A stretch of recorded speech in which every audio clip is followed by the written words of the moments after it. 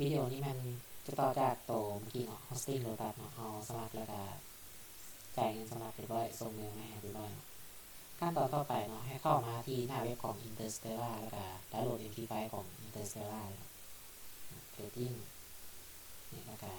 MP5 ให้เขาดาวน์โหลดที่เป็นเวอร์ชัน Windows ไปนะเพราะว่าเซิร์ฟเวอร์เขามันจะเป็นเวอร์ชัน Windows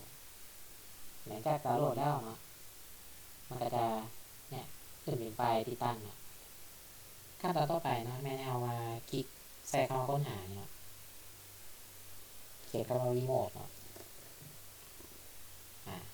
สำหรับคนที่จะต้องเข้ามาหลายรอบเนาะให้คลิกขวาใส่เนาะแล้วก็ปิ้นใส่ทัสบาร์ไปเลยเนาะ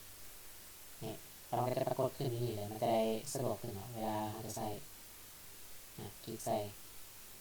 ที่เห็นว่านี่มันมีละแต่ถ้าเป็นคนที่เข้ามาดีเนาะมันจะเป็นแบบนี้ให้เอาไป copy ข้อมูลจากบอลมานี่บอลเมลที่มันส่งมาตัวนี้คลิกไปใส่เนาะถามหา user เนาะใส่เป็น admin ไปเนาะนี่ admin แล้วก็ connect ไปถามว่าถามหาแล้วอันนี้มันให้ใส่ password เข้าไปใส่เข้าไปแล้วก็กดโอเคเลยไม่ได้ถามเพื่อความยืนยันเรากด yes ไปเข้ามาแล้วมันก็จะเป็นหน้าตา Windows สิเนาะธรรมดาหลังจากนี้แม่เอาไปพับนี่ลงก่อนย่อมาจอลงไว้ก่อนถ้าเดี๋ยวนั้นกว่าจะมีไฟล์ที่เป็นMoney X เนาะอันนี้เป็นตัวบอทที่ทางเขาจะส่งให้เนาะส่วนข้างนี้ก็เป็นไฟล์ Interstellar สิครับเนาะให้ copy ทั้งสองตัวนี้ไปเนาะแล้วก็กลับไปหน้าของบอทเมื่อกี้เนาะกลับไปหน้าเซิร์ฟเวอร์เมื่อกี้มาที่แล้วก็คลิกพาสไปเลยเนาะคลิกขวาแล้วก็พาสลงเลยก็ได้ประมาณนั้นมาที่แมนให้คลิกติดตั้งตามปกติไปเลยเนาะคลิกตั้ง MP5 ก่อนเนาะอันนี้สำหรับคนที่มี MP5 อยู่หลายตัวเราไม่อยากลงให้มันทับกันเนาะถ้าคนมีตัวเดียวลงให้เดียวกดเน็ตไปเลยเนาะคนที่อยากลงหลายตัวไม่คลิกเข้ามานี่แล้วก็ใส่อย่างได้ต่อท้ายไปเป็นหนังสือทางนี้จะใส่เป็นเขียนซ้อหาไปแล้วกันเนาะแล้วก็กดเน็ตเนาะสำหรับคนที่มีตัวเดียวต้องกดกันเลยเนาะอันนี้เพื่อคนลงหลายตัวเลยมันจะได้ผสมกันสักแป๊บนึง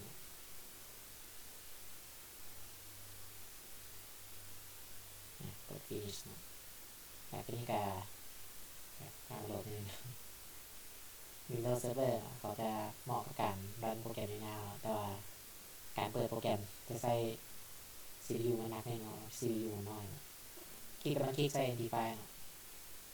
เพื่อเปิดขึ้นมาหลังจากการติดตั้งไปแล้ว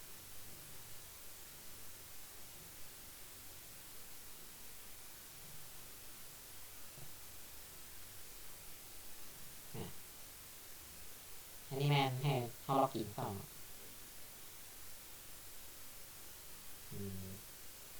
อันนี้ connect to ให้เข้าที่ห้องมีแล้วให้เข้าตรงนี้โอเคเสร็จแล้วครับตัวนี้ในวิดีโอสอนจะใส่เป็น account demo ไปก่อนเนาะมันก็แล้วก็ finish ได้เลยทางล็อกอินแป๊บ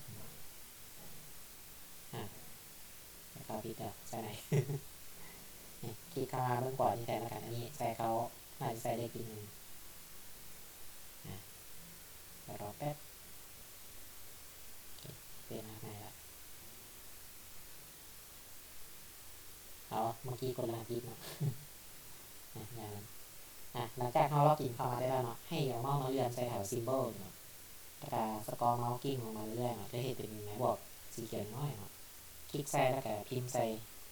x a u u s d เนาะโกเนาะคลิกใส่แล้วก็กด enter นะมันจะเป็นตัวเลขนะสิคลิกขวาใส่แล้วก็ชาร์ตวินโดว์ขยายจอนิดนึงอันนี้แมนลงเรียบร้อยเนาะ MP5 เนาะตอนนี้เอาย่อหน้าจอของตัว MP5 ลงเนาะแลกกันมาแตกไฟล์ตัวที่เอาส่งให้มันจะมีเป็นไฟล์แตกออกมากด extract เลยมันจะเริ่มทำบางทีมันจะเป็น extract หรือ extract all หรือ extract เนี่ยก็ได้เท่านั้น มันจะได้เป็นโฟลเดอร์มานี่สิเนาะแล้วคลิกเข้าไปจะมีตัวบอทกับไลบรารีเนาะให้เรากลับไปที่ empty file ที่เราลงไปเมื่อกี้เนาะนี่เลื่อนครับมันเข้าไฟล์นี่คลิกซ้ายใส่เนาะแล้วก็ open data folder เนาะคลิกใส่กระดาษเนาะให้เลื่อนมาคำว่า mql file เนาะแล้วมันคลิกเข้าไปจะเห็นคำว่า library ด้วยกันเนาะให้แปลไฟล์จากตัวเมื่อกี้เนาะมา copy มาแล้วก็กดวางทับไปเลยข้างในกับโบมี่แบบนี้มันจะมีตัวเดียวแบบวางทับไปแล้วเนาะอันนี้คือ library ที่วางทับแล้วเพราะว่า library ปกติจะโบมี่มีไฟล์ลงในมันนั้นให้มา copy ตัวนี้ตัวบอร์ดเลยเนาะ copy ไว้เข้าไปงานที่มาได้เข้าไปเข้ามา expert เนาะแล้วมันคลิกเข้าไป advisor เนาะนี่เห็นนี่แล้วก็กดวางใส่เลยแล้วก็ปิดได้เลยตัวนี้บัดนี้ให้เอามาเลื่อนมาอีกการจะเอาบอร์ดเข้าเนาะคลิกขวาเนาะแล้วก็ refresh นี่ก่อนคลิกขวาเพราะว่า expert advisor เนาะขยายหน้ามันขึ้นมาเข้ามา advisor เนาะจะเห็นตัวที่เราเข้าไปเมื่อกี้เนาะอันนี้ x เนาะให้เลื่อนเข้าไปนี่เลื่อนล่างลงมาเลยเนาะกด auto trade เนาะตัวนี้กด dependency เนาะมากับ auto dll เนาะคือว่าเข้ามาละบอร์ดตอนนี้กด auto trade แล้วเนาะหลังจากนี้แมนให้เข้าไปบนทูนี่เนาะทูนี้เข้าไปเข้ามา option เนาะไป expert advisor เนาะนี่แล้วก็ auto dll เนาะกับเว็บไซต์เนาะกดโอเคเนาะหลังจากนี้แมนให้เขาปิด mp5 บาทหนึ่งเนาะเพื่อได้ให้มันเซฟเซตติ้งไว้ก่อนเนาะเราจะปรับใหม่อีกรอบ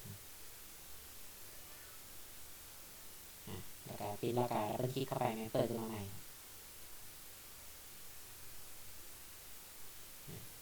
อันนี้ปิดทิ้งเลยเอาบอกเอาไปกระซีประมาณนี้เนาะอันนี้คือติดตั้งบอร์ดแล้วเปิดนี้ไว้